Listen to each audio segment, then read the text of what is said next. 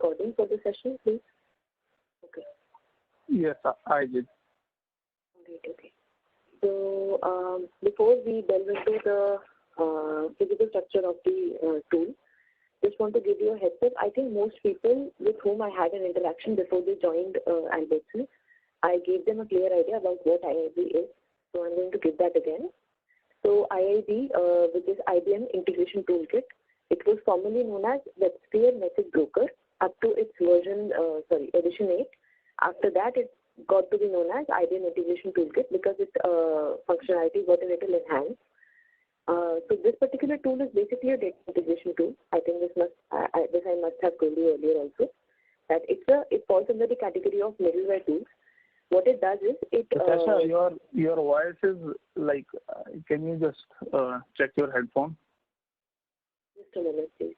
Little bit not okay. It's like quite okay, but still there is something you can fix. Yeah, just a minute, Atul. Okay.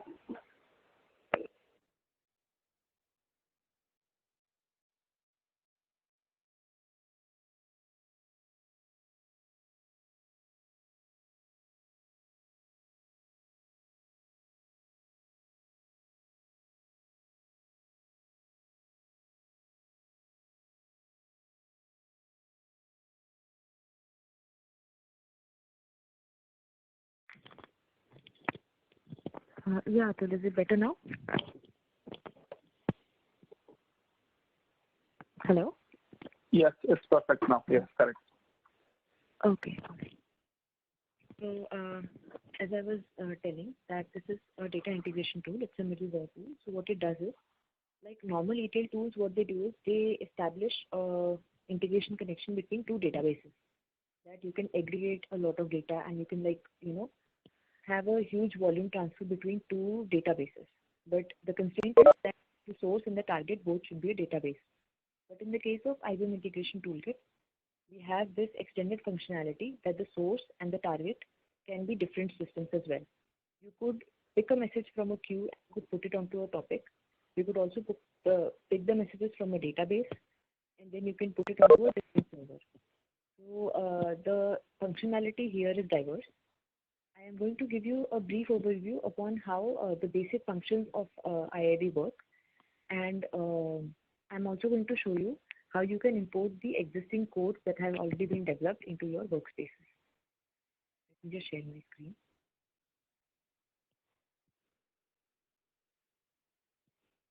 I hope everybody can see my screen. So this is the VDI that will be assigned to you all once your VDI requests get completed. So inside your VDI, you will be having a tool. When you search for toolkit, you see three versions. One is 10.7, one is 10.11, and 10.13. So 10.13 is too advanced and 10.7 is too old. We stick with the version 10.11. So you open that.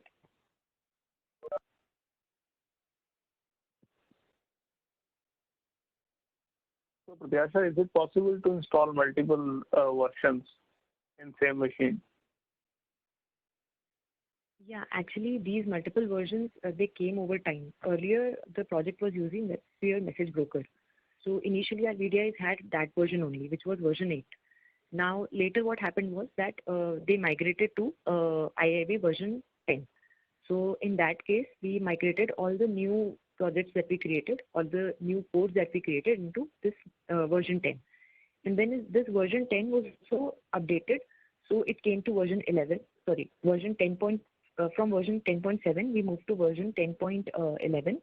And we did not move to 10.13 because it was not something that was working very nicely in your dev environment. So we stuck to 10.11 only, and that is what we are working on. So the earlier versions have not yet been removed, but we do have the option of getting them removed if we want to. This is just a part and process of, evolving from earlier versions, and that is why the older versions, few of you guys, when you get your VDIs, you may not even see the older versions because you will be given the VDIs with the new configurations. But for those who have been in the project for too long, for seeing the transformation of this particular versioning, they might have those older versions in their VDIs. So if you have multiple versions, stick to the 10.11 version. So this is the front page that opens up where there is no, this is a fresh workspace. There is no component created here. We are going to start with the creation of an application. The application is basically that particular component under which your code resides. So this is what you compress and you send it as a .bar file to the dev server so that the deployment can be done. So your code you create under the application and you compress it and create a .bar file to send it for deployment to any higher server. So let me give it a name, the test, and I finish it. So under this application now, this is just a folder structure. What I have to do is I have to create the code inside it. So I'm going to click on new. I'm going to create a message flow first. The message flow could be a container say test underscore message flow. And just one more thing. What happens is when you create the code under default broker schema, what will happen is inside test directly a folder named from backend point of view, I'm telling you. What will happen is in the backend, wherever this test folder is created, under that a test message flow folder will also get created, which will be the name of the message flow. But what in Albertson, what we do is we follow a broker schema. So what broker schema is, it is also a certain number of folder structures only. Like if I create a broker schema, what will happen is, if I click on new and I create a new broker schema, so it's basically you can say a design configuration or a design specification that we are following ever since the start of the year. So what we are doing is we are basically creating a folder structure under which our code resides. So your top folder structure is going to be test. Under that, what we do is we put the name of the source dot the subsource and then the name of the target, which is going to consume the message. So that is the nomenclature of the broker schema. I'm just going to show you with a sample broker schema. Say if I make a broker schema called parent dot child,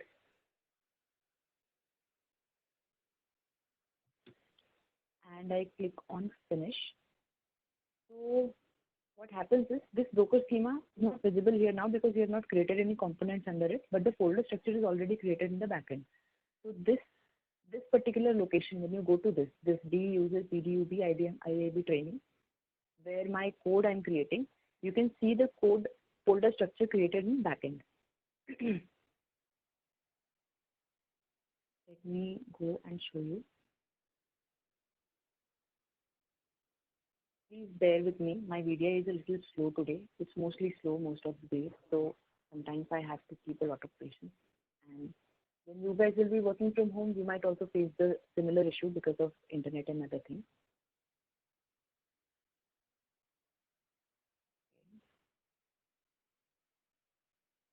So this training, this is the location where we are supposed to find our code. This is what the location is. This is the same location as this one. So when I come here, I see a folder test created. Under test, 2 more folders must be there, hopefully.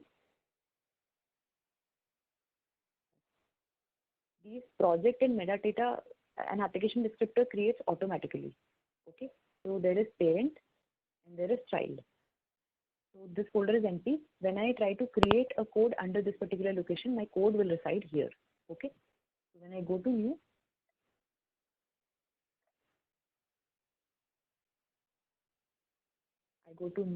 and I create a message flow inside my application. So I give it a name.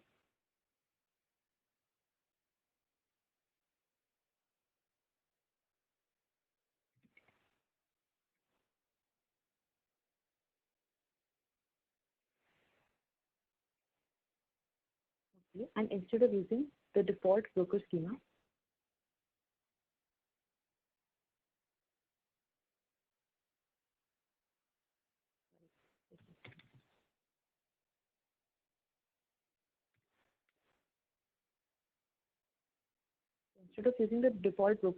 I'm going to use the folder location where I want my code to reside. So this is going to be the broker schema which I select and I click on finish. So this test underscore message flow named message flow will be created. So We create a message flow, then I go to the same test and I create a subflow. Now, in a short while, I'm going to explain what the difference between a message flow and a subflow could be.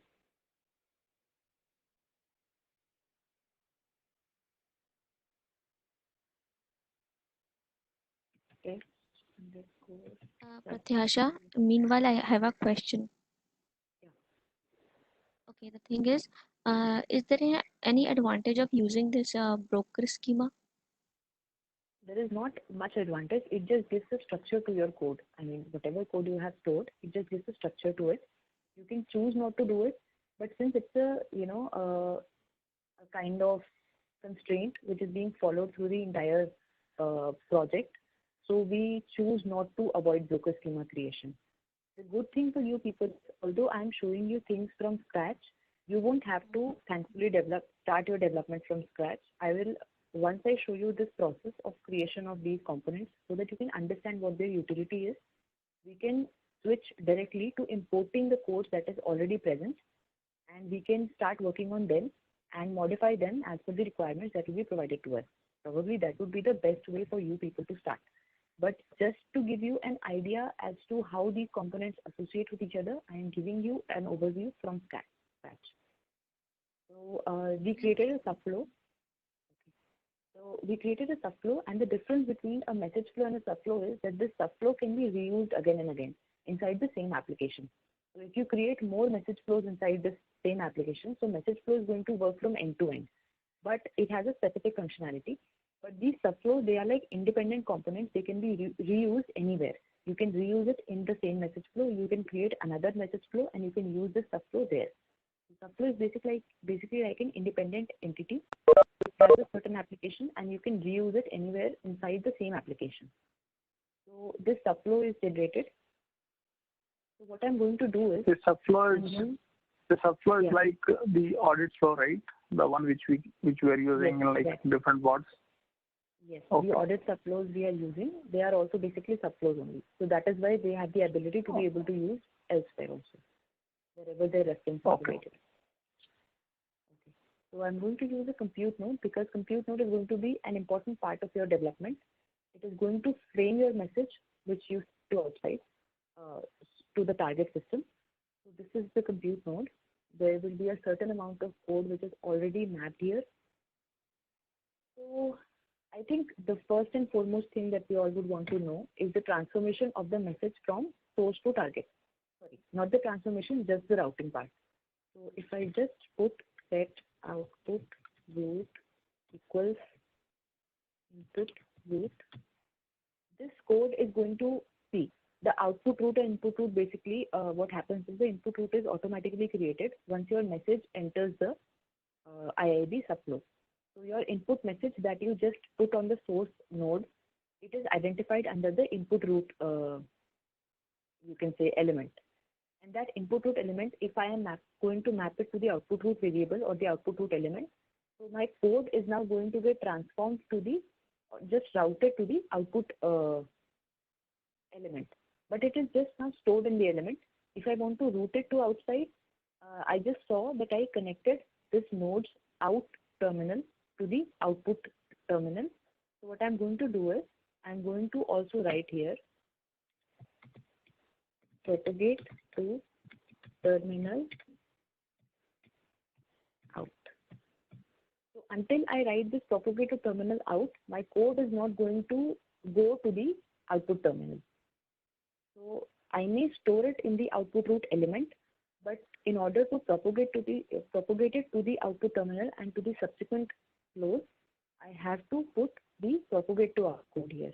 Okay, and instead of using an return true here, what we use is a return false, because once the code is propagated to the out, I don't want any further processing to occur here.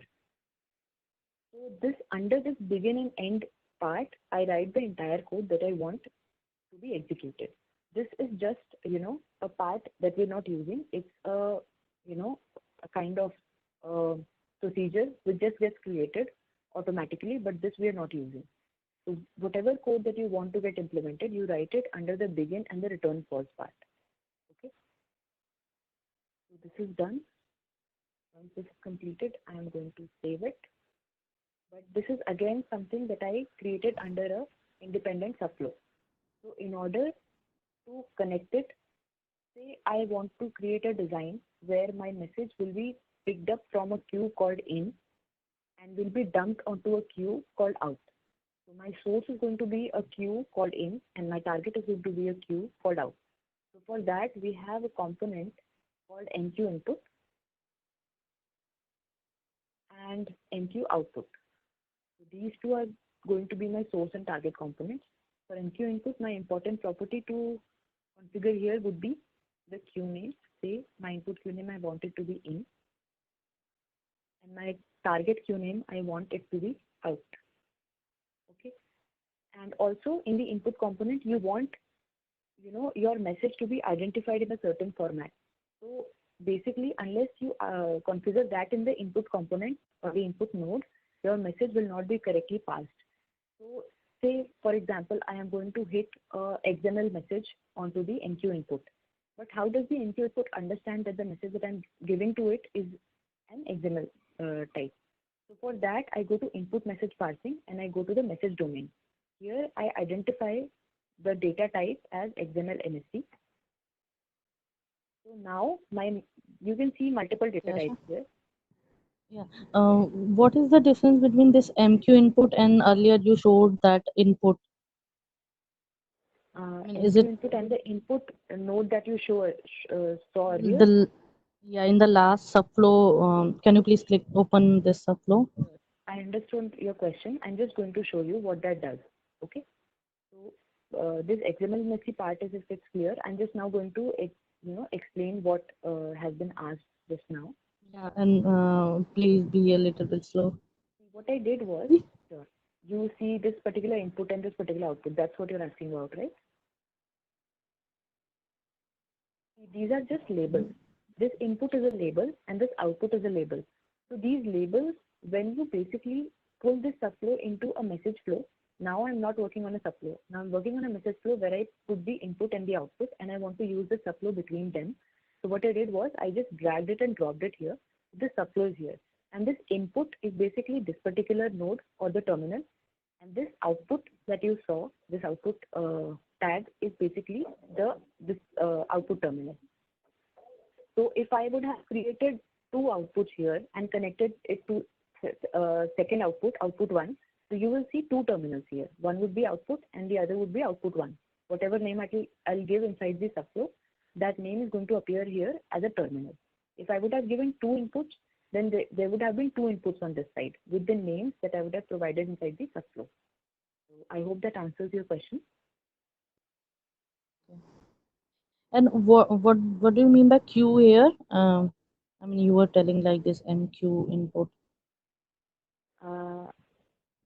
I did not get your question.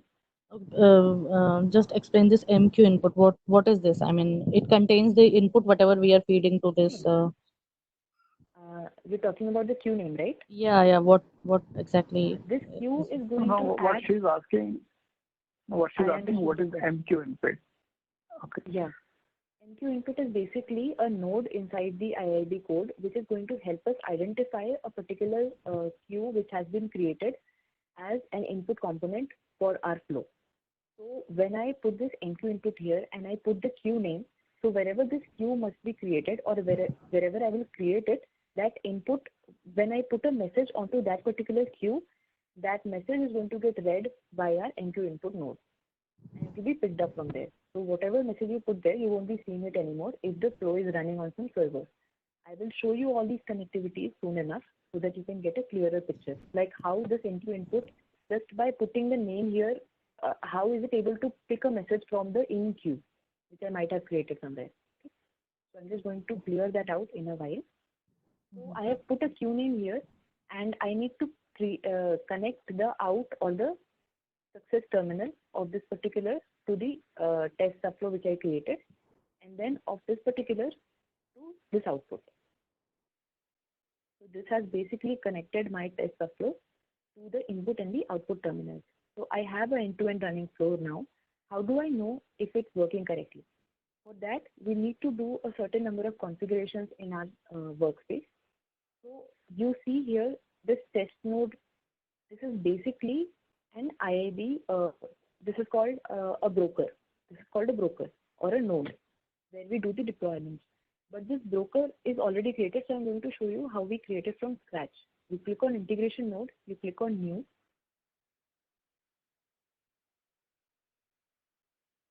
and you click on local integration node.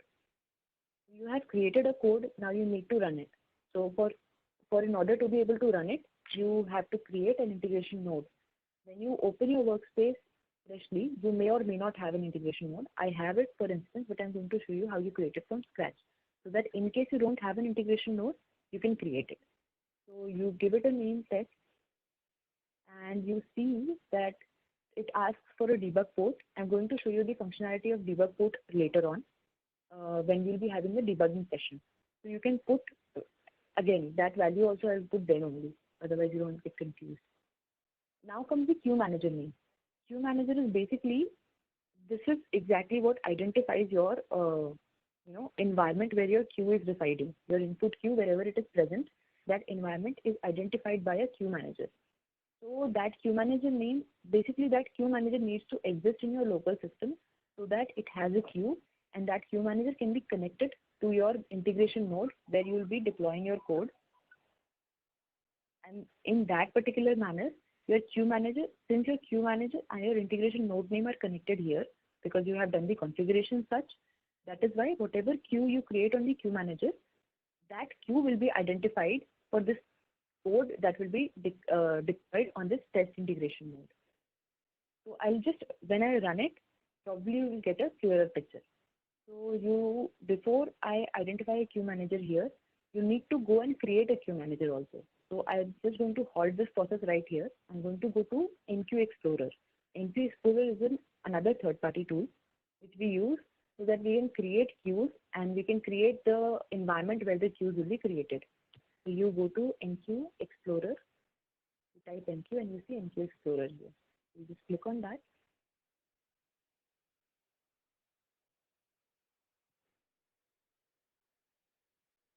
It will take a little time in opening up, especially for the first timers. It will take a little more time because these things require a little bit of configuration setup when they open initially.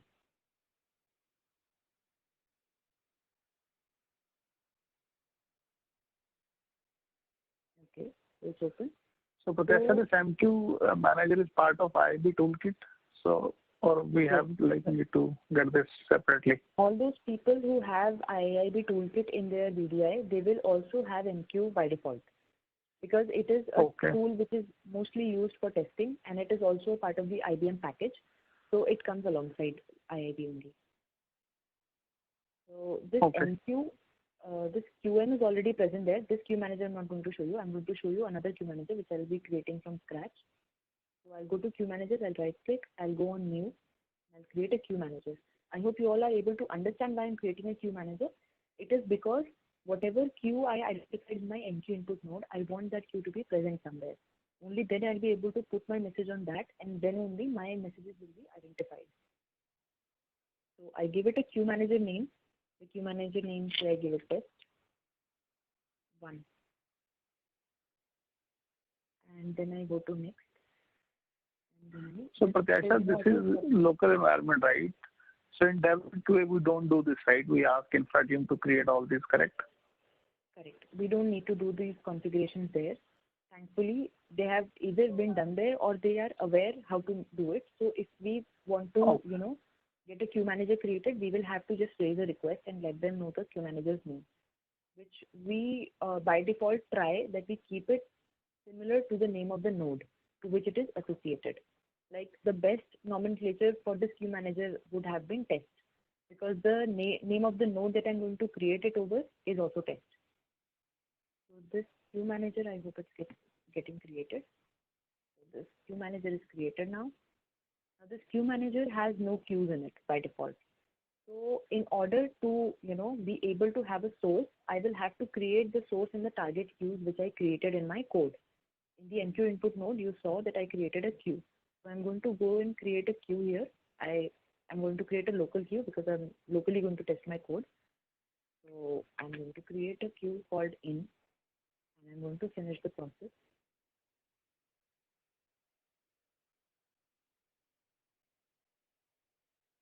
one of the queue is created.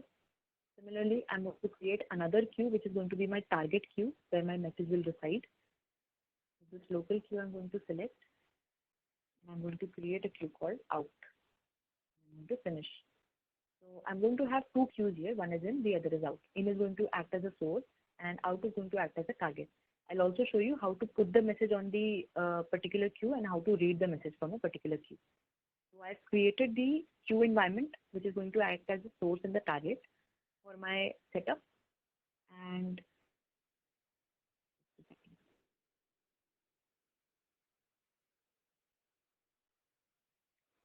sorry, my video is stuck. It will take some time in responding. Okay, so my queue manager's name was, what was that? It was test1. So I'm going to put that name here. So now when I put it and I finish the process, and if there is no hindrance in the creation of the integration node, that integration node is going to associate itself with the queue manager, which I mentioned here. And whatever queues that are present on this particular queue manager, they will be identified by this particular integration node. And that is why whatever code I'll be deploying on this integration node, I will have to make sure that whatever queues I configure there, they are supposed to be present on this particular queue manager. Otherwise, there is no point of having configuring those queues in my code, because they won't be identified by the node. So how will you be able to, put a message there or be able to read a message from there? So I just finished the process. It will take some time in getting created. Pratyasha, meanwhile, I have a question. Like this integration node, Yeah. is it possible to integrate or associate only one integration node with multiple queue managers? Not really. Actually, we don't. We have the concept of having multiple integration nodes associating with each other, and those integration nodes having their separate queue managers. And when it's basically a process called creation of cluster queues or cluster integration nodes. So in that process, what we do is we have multiple integration nodes which are associated to their own queue managers. So when we create a cluster, what happens is those integration nodes are able to interact with other integration nodes as well as the other queue managers which are present on different integration nodes. Yeah, but again, that is something. Yeah, but Independently, one node will be connected with only one queue manager. yeah, as far as I'm aware, if there is some other functionality which exists, we'll probably have to look for it. But since that's again something which we're not using, so I have not done much POC on that. But I think if IIB is such a powerful tool that we might even have a functionality in the forthcoming versions. We might even have it where a particular node can be associated with multiple queue managers. Probably that is done when we create cluster queue managers. So that cluster queue managers are identified as one, but it has multiple queue managers under it. So if you configure that cluster queue manager's name in your integration node, then it is basically getting connected to multiple queue managers at the same time. Thank you. So this task is completed, which means you can see a integration node here, and under that there is a execution group created, which is called default. So basically, we don't do the deployment of our code to run it. I mean, the server where you deploy your code is not basically the integration node. It is the execution group. It's a batch under the integration node. So this is where we do the deployment. So in order to do the deployment, we have done the development of the code.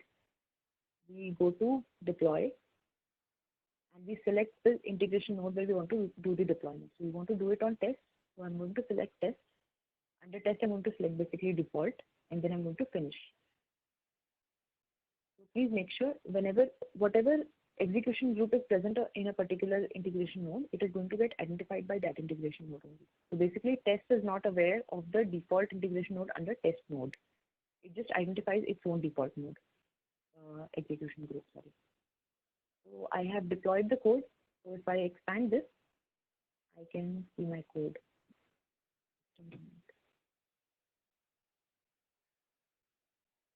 But the code will be present there if I expand it.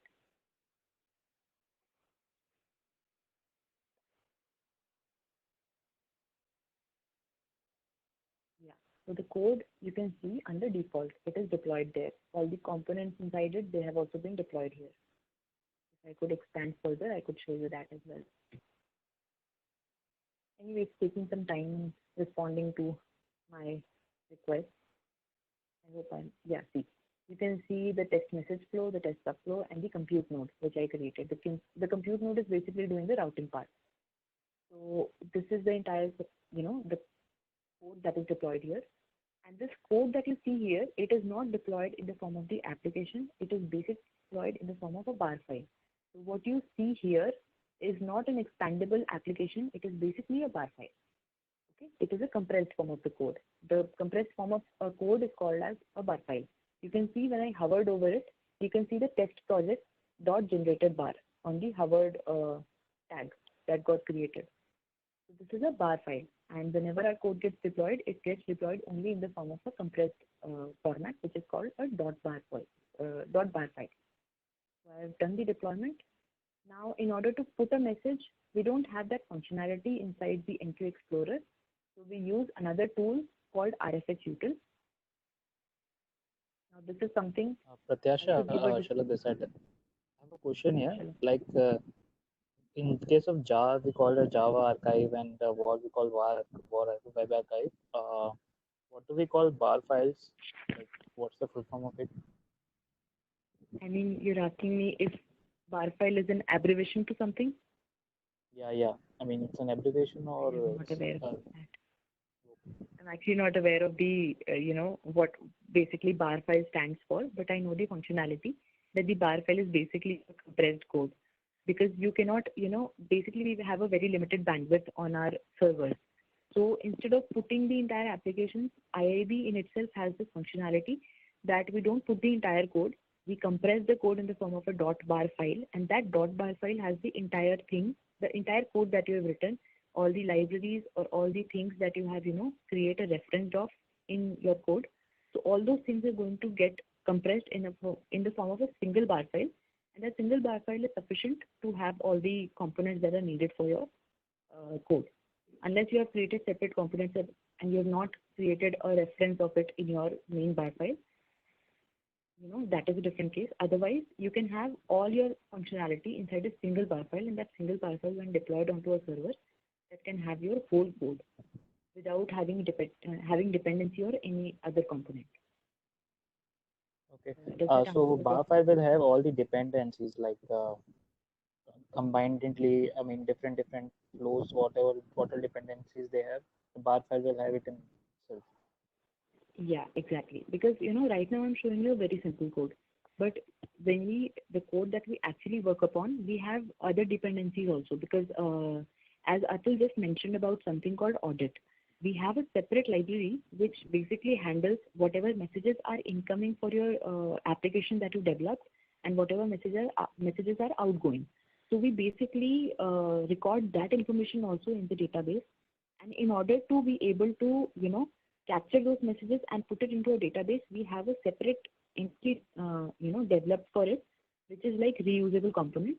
So in order to be able to use that reusable component for your application, we give a reference of that reusable component in the application that we develop, so that that reusable component copy is available for your application, for your main application, and it can use the functionality of that reusable component in order to have the additional functionality of being able to put the audit records. So this is one example. So that particular reusable component, we don't deploy it again and again. Once your bar file is created, once your application has been developed, we don't package that particular component again and again with your code. We just give a reference, and then when we create the bar file identifies that particular library reference. So that is why we don't have to deploy that library reference again and again, and that kind of reduces the amount of code that we are sending to the server. Okay.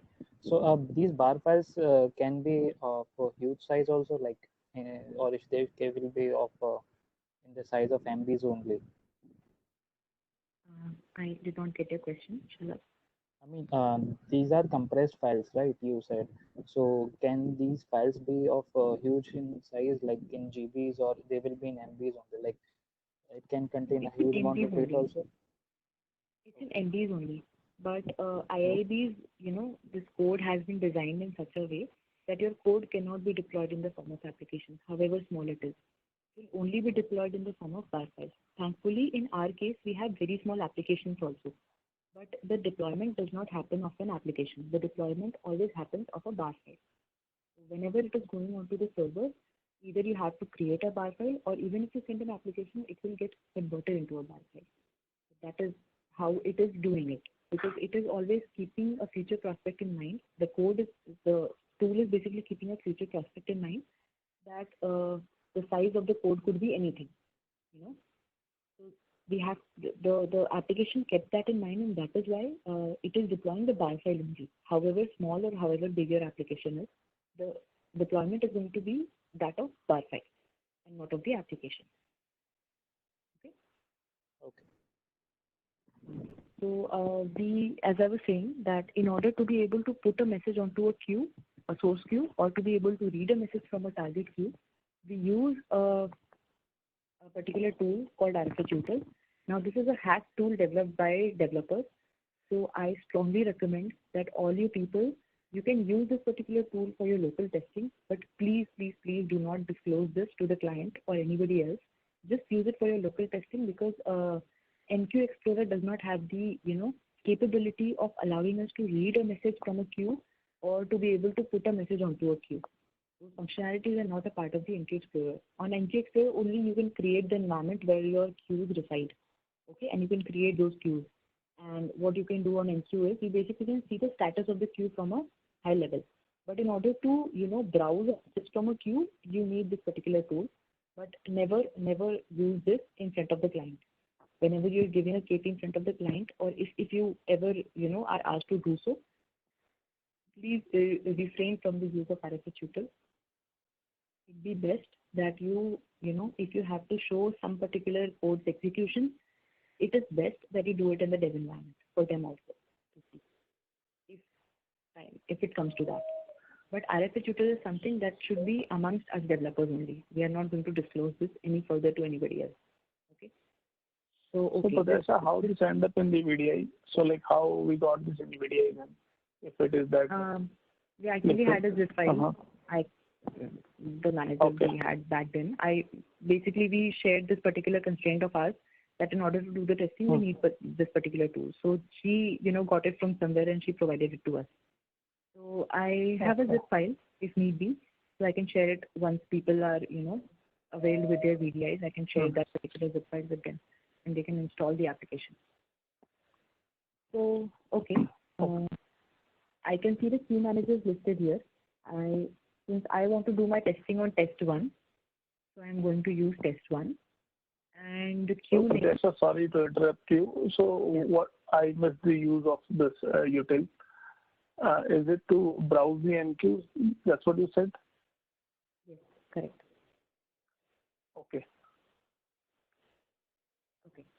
So my testing can perform if I put a message. That the intent of code that I developed was that I put a message onto the source queue and it reaches the target queue. So we are going to see the initial state of the queues. Once I did the deployment, you can see that the open input count for this queue became 1. Initially it was 0. When I created the queue, it was 0. But when I did the deployment, the open input count became 1. What does that imply? It implies that this particular queue is being listened by some application. So as soon as I put a message here, this current queue depth, ideally it would have increased to 1, that there is one message present, which implies that there is one message present on this queue.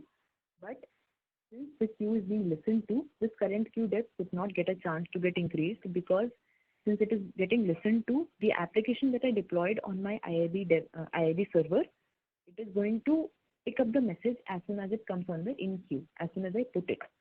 So what I'm going to do is, I'm going to stop the flow so that you can see that the message has reached here.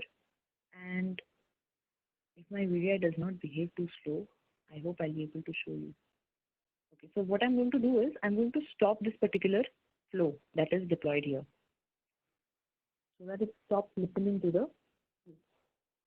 If I stop it, and if it stops, you see that the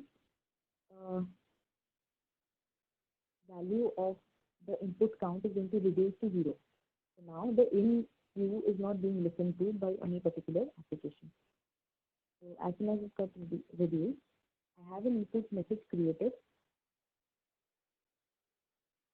But Tesha, I think you need to show that screen again. It was like so slow, and now suddenly you are now on this flow. Yeah, my problem is basically with the VDI itself. It's not, when I want to show something, it just blacks out. Or all of a sudden it just performs all the functions that I gave it. So, okay, I'll show it again. What I did was I stopped that particular flow that was listening to it. So the open input count became from 1 to it became 0. I think, Atul, if I try to show everything, right, it's just getting very slow here. Let me reconnect. That is fine. So that's okay. I believe everyone got it, what you're saying with respect to that screen. Yeah, I hope so too. Let me see.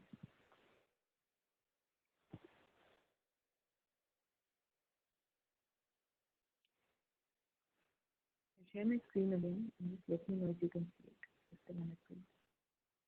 So Tesha, I have a quick question. Maybe so in dev and QA, right, you go to that 85, A7, those applications, correct, brokers, and then from there you stop the applications, but you're doing it differently here. So I understand it's like local environment, and so you're doing it differently. Is that correct? Yeah, the same thing, right? Yeah, it's basically, Okay. it's just a web version of the same node that they might have created physically somewhere else. It's basically created on a Unix server. So we can't, like right now, my local VDI, what I'm doing is I'm able to access the integration node and the default and the execution groups under it from the backend. What I'm doing, where I'm accessing it from is basically backend. And this is kind of a setup which those people, the infra people, also must be having. But in the case of dev server, what we can do is we can only access the web toolkit. Whatever Atul has asked, I'll explain to you all in a while. Okay, let me just share my screen again. One more thing, Patricia. So, are we allowed to, create a remote integration node here also in this toolkit? No. Okay. So you can see that okay. So we can only use from front end, right? That which infra team use. In dev and QA, we have the access to access the brokers from front end only. So see, this particular input queue has an open input count of 0. Now, if I open the message that I wanted to put here, I'm going to open a file. This is the message that I wanted to put here. I'll show you the message also. Okay. So, and the queue I have to identify under the queue manager. I select the queue where I want to put the message. Before that, let me show you the message also. So this is the message that I'm putting. It's an XML message. Okay. So this message I'll be putting there, and I'll be showing it to you how it reaches the target. So we'll be going back to RFH util, and I'll show you how you put the message. If you guys have any questions at any point, you please feel free to ask them, because we are getting a lot of buffer because of Metro VDI also. Okay, so we have the the file that where my message is also identified here. I have put the queue name. So when I do write queue, what RFH util does it writes the message onto my in queue, and that message is going to be the one which is present in that file. So it just gave me a, an execution that happened, that this many bytes were read from this particular file to be put onto this particular queue. And if I browse it, if I refresh the appearance of the queue here, I think I'll be getting a current queue depth of 1. So this queue depth increased for in queue because the message is put here and it has not been read by anybody. So the message has been picked up. Sorry, the message has been put onto the queue. And if I want the message to get picked up, I will just start the flow, which was listening to the queue. So Pratyasha, so what do you, so with this util, right, you browse that message and then you kept it on the desired MQ, correct? Correct. That's what I did. Okay. Okay, if you happen to go to that screen, right, that util, so Yeah. then I'll ask you questions. Okay. Okay. I have now started the flow. So the message which was present here has been picked up and quickly it got processed and it also moved to the out. So now the current queue depth of in has reduced to 0 and the current queue depth of out has been increased to 1. So Atul, you had a question here? Or shall we move on? Pratyasha, one thing. So when you were not having this tool in your project, how you were writing the message? No, we Just had now the you tool showed from the you, start itself. but you were saying somebody built it. I mean, No, I am saying that basically we had to request internally only to get this particular tool. okay, and you are saying you cannot show this tool to client. Yeah, we can't. So how we are supposed to write a message in the queue We are not if supposed we to don't have? show any execution in our local system. We are not supposed to do that. So whenever, Okay. first of all, it never comes to that. I am just talking about the worst case scenario. It never comes to that you have to show a particular execution to the client in your local VDI. But my intent is that whenever you see that, there's some screen share going to happen or something like that, you try to refrain from the use of this particular tool. You show only those functionalities in your local VDI which do not involve the use of RFA tutor. As soon as you have an execution that if you have to show some sort of an end-to-end execution or something, it is best to do that in dev environment. That's what I said. So first of all, it never comes to that. But my intention is that we never expose this particular tool to the client side because they did not provide us any tools to enabling us to do this particular thing because they are not obviously the developers who would understand our constraints. And also we don't have any tool for that. So in order to expedite the development process and instead of keep waiting for something, it is better to start the use of this particular one so that you can do the local testing. But rest assured, it will never come to that you'll have to show some particular execution in your local VDI to the client. Okay, so in dev environment, we use this tool. Yeah, we don't use it there. We already have a particular link. It's called TMA. There we have the function, the access to be able to put a message. And basically, putting a message is not a kind of functionality we are using here. Wherever we have an input queue kind of thing, see, this is just a POC, right? This is just a KT kind of a flow that I just created in front of you. It's not the kind of flow that we have in our servers. So in higher environments or in the codes that are actually developed, we have a functionality where the messages automatically come to the input queue. And how this automatic process happens, that is something which we'll be covering in the subsequent session. But this is just to make you understand a small message flow, which is of a very low grade. So your message got processed from in to the out queue because of the flow that was running on the test node. So if I want to check the message which is present on the queue, I am going to select the queue where I need to read the message. I'm going to select the out queue.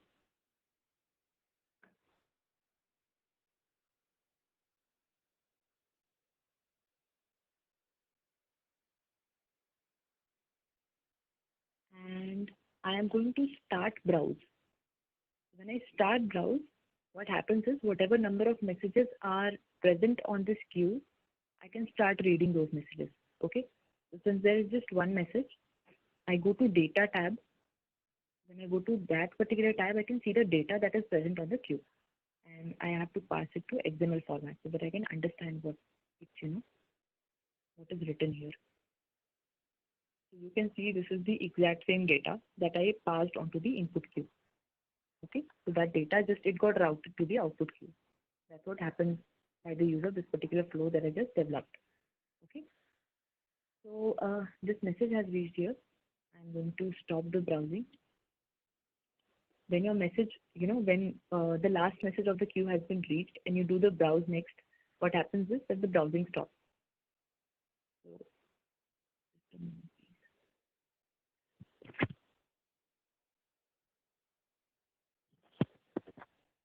So, yeah, the browsing has stopped now. So, and your execution has also stopped. So the open input count stays 1, the current queue depth for the output queue stays 1, and the execution has been stopped. So say if I want to, show you a transformation, Atul, can we, go ahead and still show them a few things, or are we running out of time? So that is fine. So I think if others write, like data members, if they want to drop off, it's up to them. But yeah, we can continue for another 10 to 15 minutes.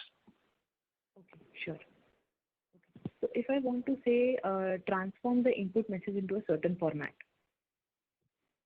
I'm going to show you a certain kind of transformations we very frequently do. So for that I need to show you the input message first. So this is the input message that we were passing. Say if I want this forecast date, the value that is coming in the forecast date, it is of the format date. I want to transform it into a timestamp value. So I basically, what I need to do is I need to navigate to this particular, tag and be able to access the data here and then do the transformation. So this is going to show you the, actual intent of why we use the eSQL node that we use in the subflow. So it resides under the row set. Under that, it goes to row, and there the forecast date is present. So what I'm going to do is, in order to be able to access that data, first I set the output root equals to input root. Basically, what I did was I just propagated the entire input data to the output, and now I'm going to try and transform the particular element that I wanted to transform to timestamp value. So what I'm going to do is, but that's one quick question. Yeah, one quick question. I know you are trying to explain one transformation for one field. So this thing, right? The line below it, the where you are writing, right? Propagate to terminal. What is this like coming from? Because is it something like IIB internal framework which we are using? Because this doesn't sound to be like eSQL. Okay. No, it's so a part of eSQL only. Propagate to terminal out is something that unless we don't do that, our code will not propagate to the terminal which is connected to the eSQL node. This is the eSQL node where we are writing the transformation. The compute node is also known as eSQL node. But the out terminal where you want to propagate the message to, that also you have to do, right? So that propagate to terminal out, what it does is it, whatever message it transformed inside the compute node, it propagates it to this particular terminal, and then through this label, we are able to transform it, propagate it to the message flow is connected to it. So that's how your message is getting propagated. Otherwise, if you just do the output root equals to input root, your message is just getting populated from one variable to the other variable, from the input variable to the output variable. But that data is not getting, transmitted further, to the subsequent components of the flow until the target. No, I got it. What propagate to terminal is doing. What I was trying to ask, is it part of eSQL, or how do I know? Like, we do have other statements which we wanna use it for our development. You know what I'm saying? No, sorry, I did not get your question. Okay, we'll talk offline. So maybe we'll take it offline. Okay, I'll call you separately after the call. Okay. Anyway, no problem. So I'm going to go ahead and modify a particular element of the message into a certain other type, into a timestamp data format. So output root dot XML and ST, because your under output root your message resides under the XML and ST tag. So you have row set, and under row set you have row, and under that you had this particular tag. You don't want to change the name of the tag, so you keep it just like that. and you used a function called cast. So I'm going to use cast.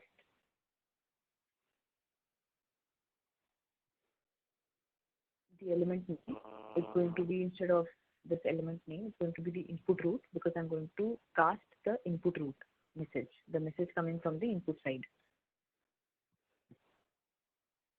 Input root dot XML as, first of all, in order to do the timestamp conversion, first I'm going to, since that particular data which you just saw in this forecast date element, that data is a string. So I need to get that identified as a date first. So I'm going to transform it as a date, format. Once I write the transformation as a date form, I also need to, write the format of the input message so that it can be identified as a date. Like what part of it is a date, what part is month, what part is year. I need to write a particular format string for it so that this particular parsing can be done. So I write format and I write the data type, the string which identifies the elements of the input data that I'm providing. Pratyasha? Yeah. Okay. Yeah. The thing is, whatever input we will provide, by default, it will take as an string. Whatever input, yeah. When you have not put any data type into it, whatever data comes up, it comes as a string. So what you need to do is, you need to, first cast it into a certain format. So if I want to cast it into a timestamp value, I think it's the best way. The best way to do is to transform it into a date type and then do the transformation. Otherwise, you can also, let's just try that also. Timestamp. I'm directly going to cast it into a timestamp format, and I have tried, given it the format of the input that I'm providing. But when I do this, I think what ideally should happen, I hope it doesn't fail, but I think it might just happen that it would not understand what is this year, month, and date in this particular data. It could also understand it, but I'm just not very sure about it. So that's why my safer side is to first parse a particular date time value into a date or any other format which I can cast it into, which comprises of a date time kind of value or a timestamp kind of value. But let's just try your way also. So this forecast date, it has this 2012 is basically year, this is month, and this is the date. So this is what format I have put here. I just want to give another, again, I want to remind you all that you won't have to do the development from scratch from this level. Okay, you will always be having some code which has already been developed, and you can use that as a reference to understand. Okay, this thing, whatever we are doing here, is just an activity to understand how the input and the output are associated with each other. Okay, so if you're not able to understand this, you can also, we'll also provide you a certain, number of a certain code which you can understand, and you can come up with your questions that you come across. Okay, so once you get your VDI, you can, see that code also. But until you've not got your VDIs, these recordings are everything that you're getting, and you can, keep checking them again and again, and you can ask your questions when we have the next session. Okay, we can always have a 15-minute time where you can ask all your questions related to the previous session. So I have saved this particular thing. So we see that the input data that we was getting was of this particular format. Now I hope that this particular transformation just transforms the data into a timestamp format. I'm just going to, since I've made a change in the code, I need to deploy it again. So I'm just going to click on this, click on deploy, and click on the node where I want to deploy it. So when I do the finish, the deployment should happen. So it has been deployed. So whatever code was already residing here, it has been overwritten with the new code that I developed. Okay, so I did the deployment. Now what I'm going to do is I'm going to select the input node, and I'm going to open the file which I want to be written to this particular input queue, and I'm going to do write queue. So once the data is written here, so the message is sent to in. Okay, and when I refresh here, I think my out must have gotten another message. So another message came to the target. Okay, so if I try to browse the target queue again, I do the start browse, I go to data, and see this is the first message which was already there. So we don't need to check this one. We're going to check the next message. So we go to the message number 2. So here's the forecast date you saw, right? It's of the timestamp format. This is not of the same format that we had. It is a timestamp format identified by IIB. So in IIB, the timestamp format data is written in this particular format, and you see that your input message has been transformed into a timestamp data. Okay, so I think it works for us. It's good. Okay, so the transformation occurred, and transformation is the basic, principle why we use the compute node, which I showed you, because it has the power to change the input message into a certain different format, and that is exactly why we use it here in this project. Because the input message, in whatever form it might come, it can come from a file, it can come from a database, but whatever form it comes into, that is not the format in which the client wants it. So the client outlines a certain format in which they want the data, and that particular format we are going to, we are going to write the code here in this compute node, so that whatever input is coming is getting transformed into that particular data, format, where in which the client wants it. So that is why this particular node is very powerful. And right now I just transformed one node. If I would have wanted, I could have changed the name of the node as well. If I, instead of forecast date, I wanted it to be named as date. Okay, date forecast. If I wanted to name it as date forecast. If I save it, and if I deploy this change again, okay, so I am going to deploy the change again. I'm going to finish it, and I'll be putting the message again once the deployment is done. What I do is, I just go to in queue again. I have to end the browse first. The browse which is happening for the out queue. I was browsing the message one by one, right? So I have to end the browse first, because I had started with the browsing process. And once the browse is ended, I am going to select the in queue where I want to put my message. Post has been selected. I put the message here. When I do write queue, your message is written on the input queue, and I hope it has been processed. So if I check the queue again, now the target queue has 3 messages. So what I'm going to do is I'm going to show you how the message has been transformed in the target queue. So I started the browse, I go to browse next. So till message 2 we have already seen, right? So we just go to message 3. So what does message 3 contain? Okay, it did not transform. Not sure why. But what it was supposed to do was, it was supposed to put the name of forecast date changed to date forecast. May not have worked for some reason. I'm not sure why it did not work. Okay, it created a new tag. Okay, right. It created a new tag because, I did not put a code to remove this particular right.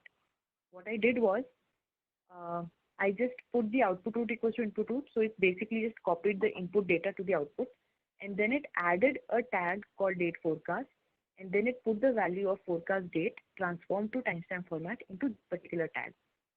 So if I don't want this particular tag to come, so I'll have to, put a delete field forecast date kind of code here. Okay. So then only this forecast date would get removed. Otherwise, it just creates a new tag, and that tag is added to the entire message. That's what happened here. I guess that's why we are seeing a separate date forecast tag here in the end.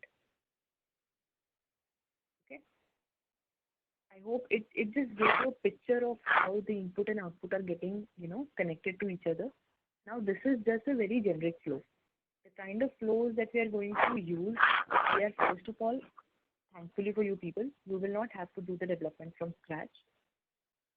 You can always import a code in your workspace. So there are 2 ways to import a code.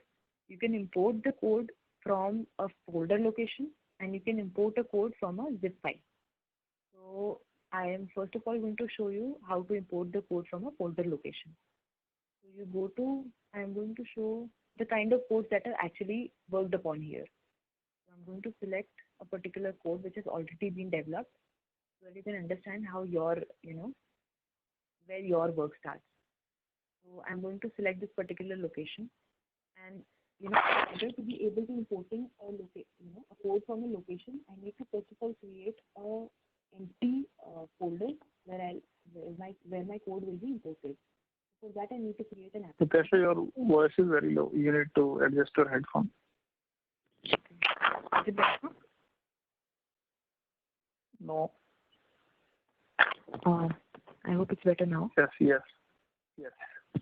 Okay, all right.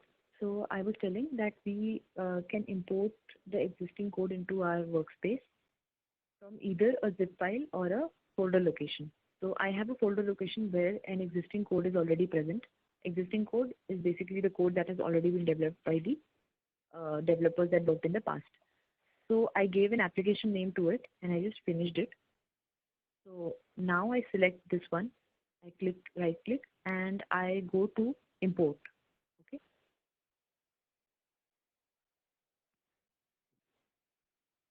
And instead of selecting project messaging, which would be by default selected, you go up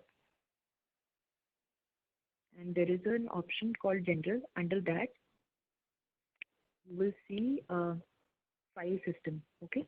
You select that because your code is present in a folder location. So we select the file system option for that. And from directory, so I'm going to put the location where my code is present and click on enter. So the code present there is going to get reflected here. So I'll have to select that code.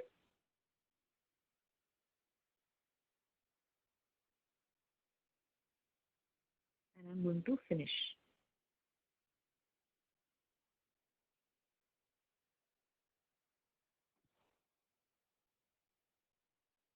So this import, I just imported a code which is, existing already. So this has already been developed by the developers who have, developed the codes in the past. Now you can see a lot of error messages here. What is the reason behind it? The reason is that there are certain components which have a reusable component here. Okay. They are referring to a component which is reusable, and that component I have not imported in my workspace. So I need to import it in my workspace so that the link between them can be established. So you can see them under problems also.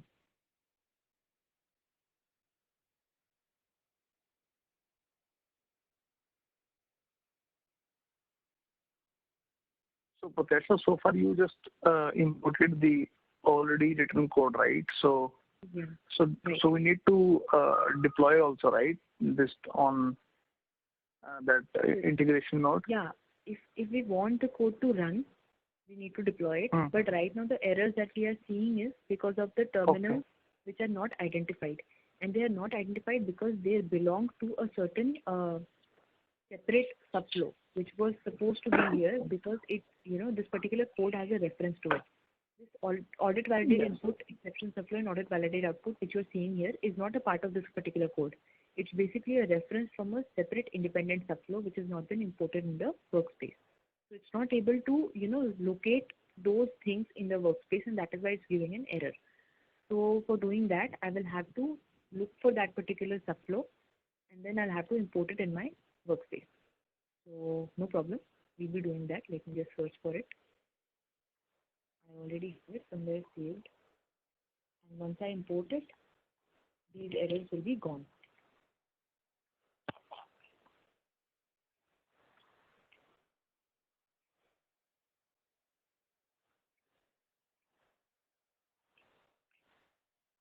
So this is the code, this is the component which is being reused here. So I need to import it.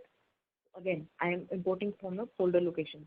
So first of all, this is something that I know from the start that this particular component which is being reused here is a library. So I'm going to create a library instead of creating a application for this. I'm going to create a library. I'm going to give it a name.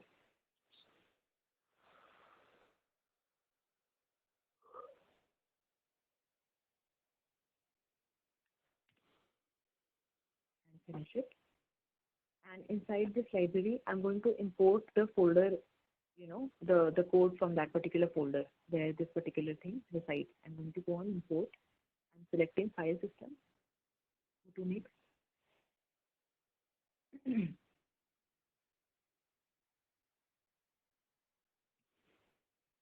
Let's enter by putting the location. I select whatever I want to import, and then I import it. So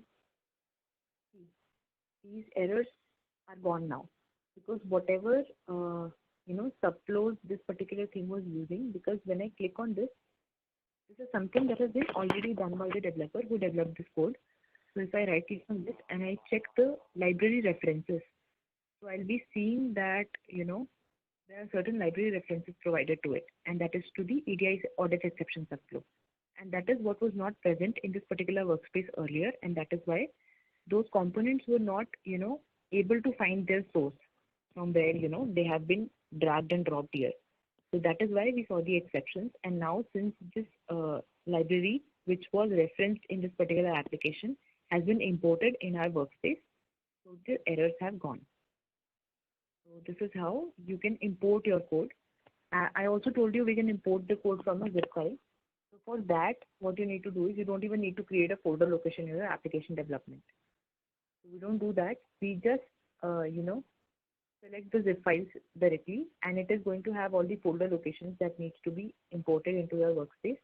And that's how it will be entirely imported. It is a little simpler process than that. But since most of our code is present in the folder format, so the most imports are done from the file location kind of import. Okay, so I'm just going to show you quickly how we import from a zip file, or which is basically in the case of IIB, those zip files are known as project interchange or PI. So they are also basically compressed version of your code only, but that is not the compressed version which gets deployed. It's just a compressed version which can be imported into the workspace. So I have kept a particular, so this is a PI that I kept. I'm just going to select the location. I'm going to file. I'll see an import here. Simply import. I'm not even creating an application or a library here. I'm just going to go on import option. This time I'm going to select project interchange because that's what my source of the data is. The source of the code is. I'm going to select project interchange, and I'm going to put the location of the zip file here. I could have gone and browsed it also, but since my VDI is a little slow, so I'm just selecting the location and putting it here. So once I put it here, the applications are already contained inside it, and I just click on finish. So this application will get imported into my workspace. The test application has been imported.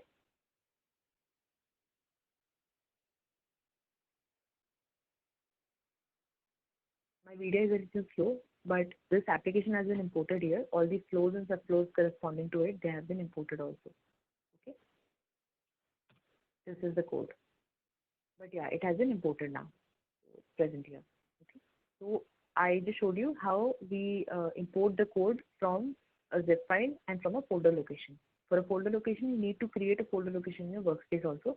Whether it be, the container could be application, it could also be a library. But that depends upon what you are importing. So that's something which you'd usually be aware of. If you're not, you can always come back to me, and there are two more developers we have. There is Shaila and there is Madhuri. So they can also help you with this. So whenever you come across any doubt while importing a particular code into your workspace, you can always reach to us.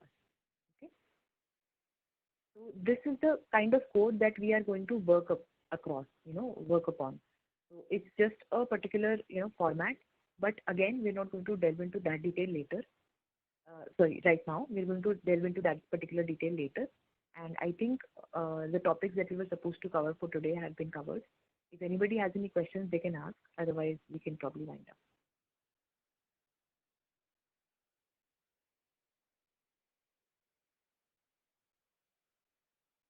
It's a little too much to take in for the first time. It's fine. You can, go through this particular session again. You can jot down your doubts, and you can always ask them in the first 15 minutes of the next session, so that you can get rid of those doubts. Yeah. Pratyasha? Yeah. Okay, just tell me one small thing. This audit flow, subflow, right? Like if you already mentioned that we will be getting code and just we need to import it, right? Or there may be existing code and just we need to work upon it. Just for my like curiosity, I'm just asking. if this subflow is not present in the new created flow, so it will show an error. Okay, let me reframe my question. Okay, you imported a flow, message flow, Okay. right? Right. Okay, so it has a dependency on this audit, which is a subflow, right? It's a subflow. So now I'm a new developer and I got my VDI and now I'm trying to import my flows. Okay, Right. is this audit flow is a separate folder in my workspace, like from where I'm importing things? Yeah, it's basically a separate code.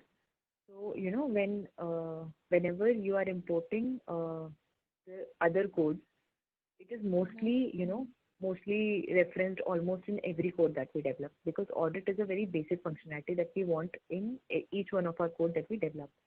So whenever you will be importing any code from, anybody's any folder, mostly you will be getting this error that your audit exception subflow is missing. So in that case, you will have to import it just the way I showed it right now. So yeah, it's a separate component. It is a separate component, and it has been referenced in almost every code that has been developed under EDIS. So if I'm going to import 10 a message flow, then I have to import this thing 10 times. No. Just one import is enough, because this one, what is the point of developing it separately, right? If you have to develop it 10 times, right? If that was the case, we would have developed it under the application itself. We've just created a separate. Sorry. The question was wrong. So if I have imported it once, and I have now see, I imported my first integration. I mean message flow. Then I imported audit. Now I'm importing my third flow. Okay. So you don't In need that to import audit anymore. No. So Because in you've that flow, already. you have to create this library, whatever is a flow you created. You don't have to create the library. We don't create the library. The library is once created, and that is enough. What we do is we just give a library reference, and mostly it will be there.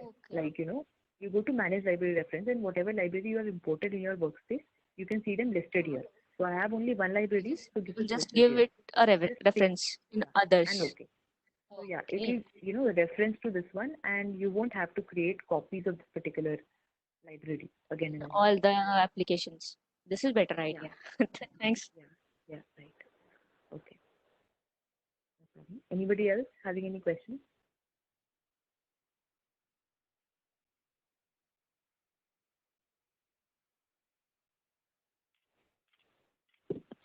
Okay. Okay, I think we can wrap up, Pratyasha. So before we wrap up, right, just quick note. So what Pratyasha said, right? So we will utilize tomorrow's session's initial 10 to 15 minutes to take questions. Okay. And another thing, right, since Pratyasha told it's like too much, definitely like first time when we hear it out, right, for 1.5 hours. So there will be many things which people will be thinking about this tool and the application or the functionality which Pratyasha has explained, right? So go through it one more time, and then so before starting the next session tomorrow, we'll take up the questions. Okay. And the last thing, the new joinees, right, trainees, they can reach out the associate or other IIB developers as well, other than Pratyasha, Madhuri, and Shaila. So I'll drop the names to WhatsApp so that they know who are there. And definitely they can reach out them and can work out whole day today if they want to separately. So, okay. Just to add one more thing, we have this red book also for IIB. So if anyone wants to go through, they can directly go to Google and download that. Okay. Yeah. What, read book, right? Red book, IIB red book. It has all the basic details. Oh, that will be great. Can you drop that URL in our WhatsApp group? Yeah, okay, maybe I will download that and will send over email to all the associates which are copied in the meeting invite. Is it fine? Yeah, we can do that as well. Yeah. Okay. Yeah, sure.